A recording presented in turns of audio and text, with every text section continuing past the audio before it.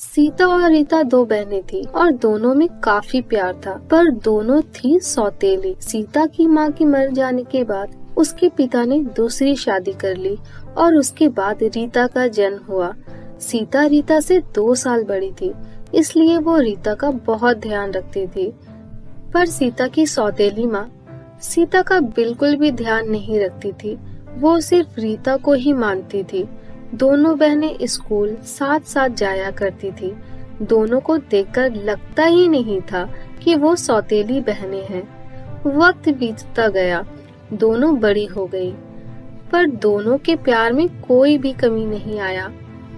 परंतु सीता की सौतेली माँ अब भी वैसी ही थी, हमेशा सीता और रीता में भेदभाव करती रहती।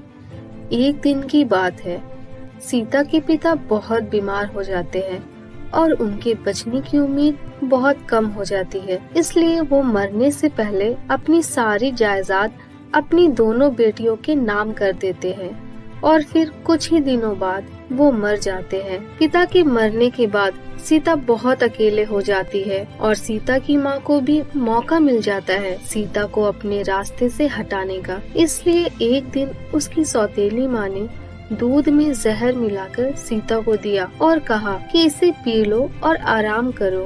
वो सीता को दूध देकर कमरे से बाहर चले जाती है। इतने में रीता आती है और उस दूध को पी जाती है। दूध में जहर होने के कारण रीता के शरीर में जहर फैल जाता है और उसकी मौत हो जाती है। ये देखकर उसकी माँ का बहुत बुरा हाल हो जाता है और वो बहुत रोती है और रोते रोते ही बोलती है, आज मेरे ही नफरत के वजह से मैंने अपनी बेटी को खो दिया।